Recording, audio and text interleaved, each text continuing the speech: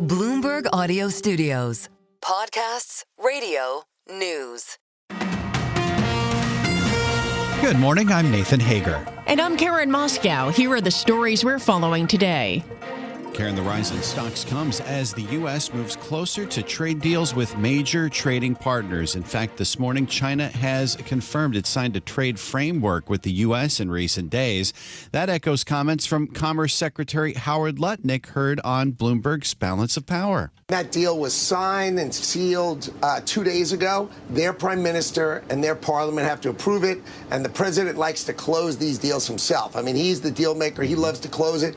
And then what we're going to do is we're going to lay out a structure of all the different kinds of tariff arrangements with different countries and get that ready for July 9th.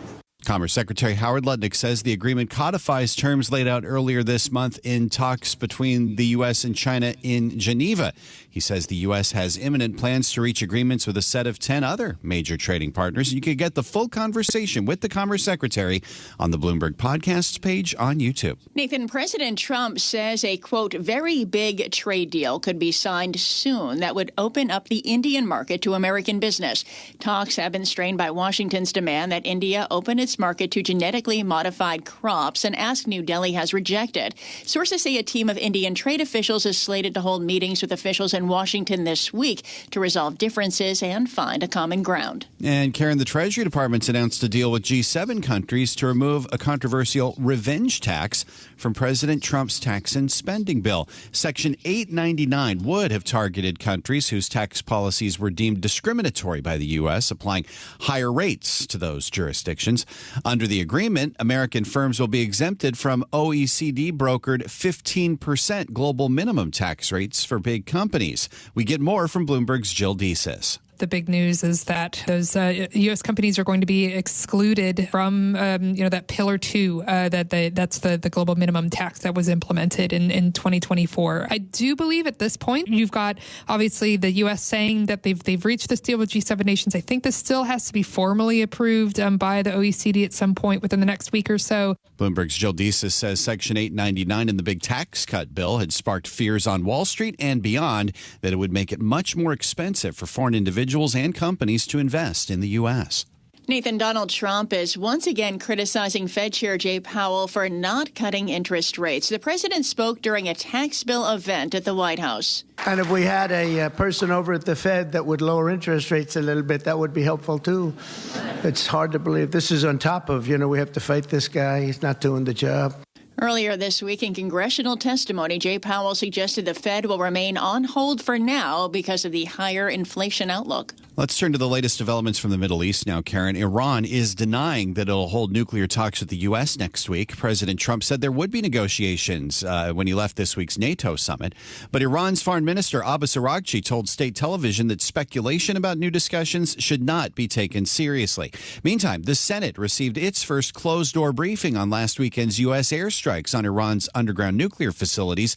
Republican Lindsey Graham says he is satisfied with how the White House has described it. Obliterated is a good word for me to use. I can tell people in South Carolina nobody is going to work in these 3 sites anytime soon. They're not going to get into them anytime soon. Their operational capability was obliterated. But Democrat Adam Schiff of California says he still has questions. We need a lot more information to make any kind of determination of whether the Iranian program was set back by a short period, a middle period, or a longer period. For his part, Iran's foreign minister says the damage to the nuclear facilities is considerable and serious. He says Iran does not currently intend to allow UN inspectors in to do their own assessment. Nathan, let's get to the latest now in the New York City mayor's race. Eric Adams has officially kicked off his re-election campaign as an independent. I'm so proud to be here to say to the people of the city of New York, I am seeking re-election to be your mayor of the city of New York. Mayor Adams dropped out of the Democratic primary after he faced federal corruption charges that were later dismissed. And after Democratic Socialist Zohran Mamdani's stunning win in the first round of that primary, sources tell Bloomberg News the man who came in second, former Governor Andrew Cuomo, has no plans to drop out. That means Cuomo's name will also appear on the November ballot as an independent. And now some of Wall Street's elites are looking for options. Billionaire Bill Ackman posted on X looking for suggestions for the best centrist to take on Mamdani. The former Democrat turned Trump supporter says if someone's ready to raise their hand, he'll take care of the fundraising. Turning to markets now, Karen. Futures are higher as we close out the trading week. In fact, stocks enter today's session near all-time highs. One stock giving the S&P 500 a boost is Nike. Those shares are up more than 9%. In its latest earnings report, the sportswear company said its year-long sales decline is starting to ease. On the economic front, Nathan, inflation's going to be in focus this morning. Investors will get a key report on the Personal Consumption Expenditures Price Index, the Fed's preferred gauge of underlying inflation. And we get a preview with Bloomberg's Michael McKee. The inflation narrative gets a little more complicated this morning. Headline and core PCE changed little in May, according to economists surveyed by Bloomberg. On an annual basis, however, the inflation figures are forecast to rise. That would make a July rate cut, suggested by a couple of Federal Reserve officials, more difficult to justify. Because economists are pretty good at calculating the likely monthly changes, the real focus will be on individual sectors as policymakers look for tariff effects. They will also be paying attention to the income and spending numbers, particularly spending, for any signs consumers might be pulling back. Michael McKee, Bloomberg Radio. Time now for a look at some of the other stories making news in New York and around the world. And for that, we're joined by Bloomberg's Michael Barr. Michael, good morning. Good morning, Karen. President Trump's tax bill has hit a $250 billion health care snag in the Senate. A Republican plan to cut the money in Medicaid and other health care spending hit a procedural roadblock due to a ruling by the Senate parliamentarian. The Senate's legislative rules keeper judged a series of key health care provisions in the legislation ineligible for a special procedure Republicans are using to bypass the Senate's normal process so they can avoid making concessions to Democrats. President Trump. The one big, beautiful bill to secure our borders, turbocharge our economy, and bring back the American dream. That's what's happening, too. The president hosted senators at the White House yesterday. The measure narrowly passed the House. Speaker Mike Johnson was asked if he thinks the bill will still pass by President Trump's July 4th deadline. Well, it doesn't make it easier, but you know me, hope springs eternal, and we're going to work around the clock and try to meet that deadline. Speaker Johnson urged the Senate not to make drastic changes to the House-passed bill. The defense will deliver closing arguments today in the Sean Diddy Combs sex trafficking and racketeering trial. Prosecutors wrapped up their closing arguments yesterday. The prosecution believes that the rap mogul ran his business like a criminal enterprise, relying on loyal lieutenants. Combs has pleaded not guilty to all charges. The Supreme Court is meeting today to decide the final 6 cases of its term, including President Trump's bid to enforce his executive order denying birthright citizenship to U.S.-born children of parents who are in the country illegally. The birthright citizenship order has been blocked nationwide by 3 lower courts. The Trump administration made an emergency appeal to the Supreme Court. Global news 24 hours a day and whenever you want it. With the Bloomberg News Now, I'm Michael Barr, and this is Bloomberg. Karen. All right, Michael Barr, thank you. Time now for the Bloomberg Sports Update. Here's John Stashower. John, good morning. Good morning, Karen. All season, the Mets have not had the starting rotation they hoped to have. Sean Manaea has yet to pitch. Kodai Senga just went down with a hamstring injury, and 2 days later, Tyler McGill hurt his elbow, and now 2 weeks after that, what appears to be a serious leg injury to Griffin Canning, who's been a very pleasant surprise after going 7-13 last season with the Angels. He's 7-3, but in the third inning at Citi Field, a rather freak, non-contact, apparent Achilles injury, so the Mets had to use the bullpen the rest of the game, and 4 relievers allowed only 2 hits, and the Mets shut out Atlanta 4-0 to gain a split of the 4-game series. Afterwards, Mets manager Carlos Mendoza asked about Canning.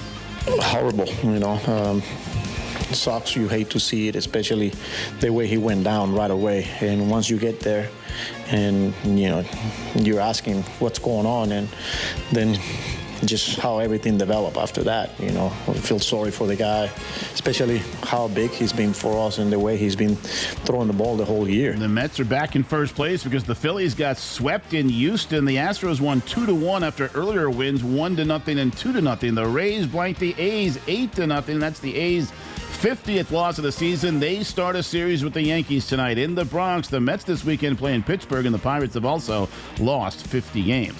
Looks like labor peace through 2030 in the NHL, where they've had 3 lockouts the last 2 decades. The current deal ends after next season.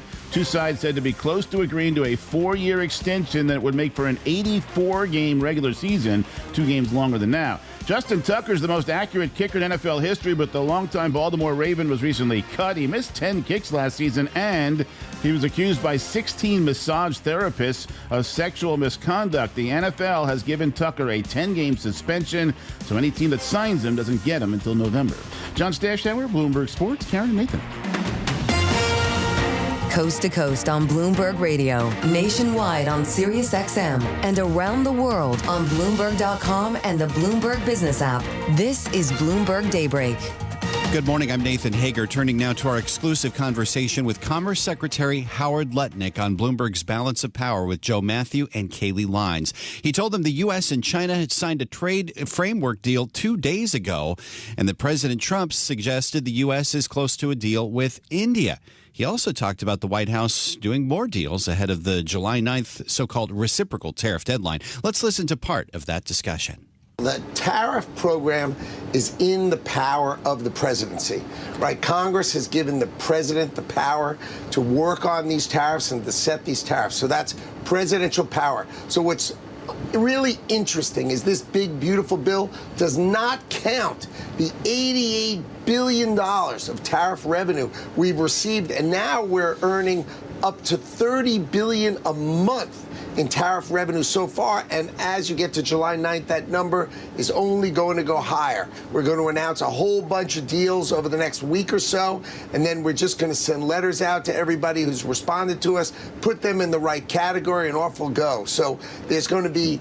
tens of billions per month, and those not included in the bill. So when they talk about the deficit, when they're talking about the bill, they're only talking about the things that bill touches. The extra $400 or $500 billion a year that the tariffs bring in, the new tariffs bring in, that just doesn't count for the bill. But of course, that cash counts for America. Mr. Secretary, you just said that you're going to announce a whole bunch of deals over the course of the next week. With what countries? And does that include the China deal the president suggested was signed yesterday? What is that?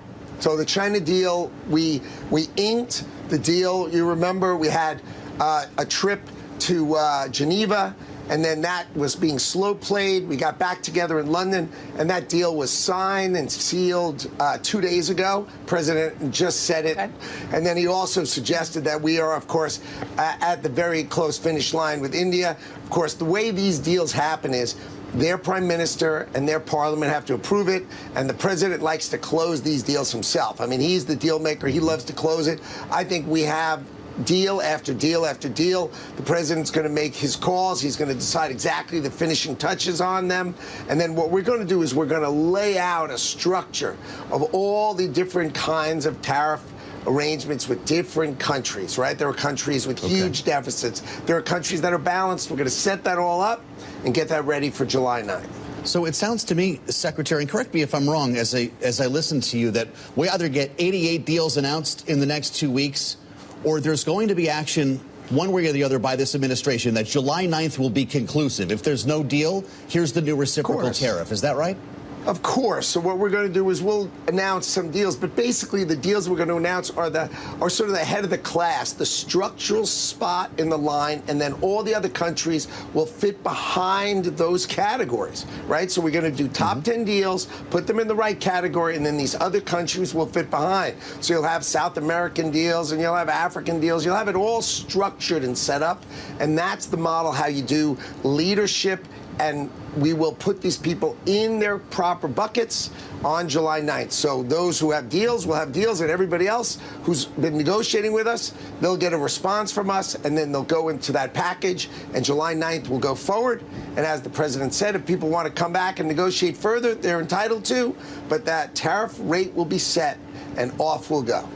Where does Europe fall in that sequence, Mr. Secretary? There was reporting that the European Commission has received a latest offer from the U.S. Are you expecting that offer to potentially be accepted by next week? I think that Europe has done an excellent job.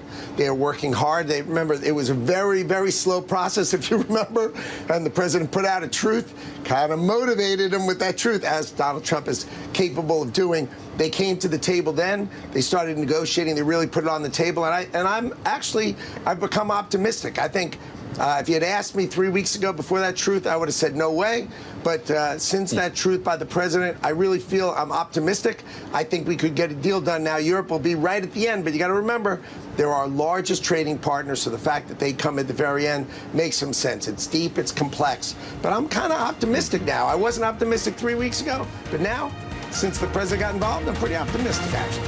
This is Bloomberg Daybreak, your morning podcast on the stories making news from Wall Street to Washington and beyond. Look for us on your podcast feed by 6 a.m. Eastern each morning on Apple, Spotify, or anywhere else you listen. You can also listen live each morning starting at 5 a.m. Wall Street time on Bloomberg 1130 in New York, Bloomberg 99.1 in Washington, Bloomberg 92.9 in Boston, and nationwide on Sirius XM Channel 121. Plus, listen coast to coast on the Bloomberg Business app, now with Apple CarPlay and Android Auto interfaces. And don't forget to subscribe to Bloomberg News Now. It's the latest news whenever you want it, in 5 minutes or less. Search Bloomberg News Now on your favorite podcast platform to stay informed all day long. I'm Karen Moscow. And I'm Nathan Hager. Join us again tomorrow morning for all the news you need to start your day right here on Bloomberg Daybreak.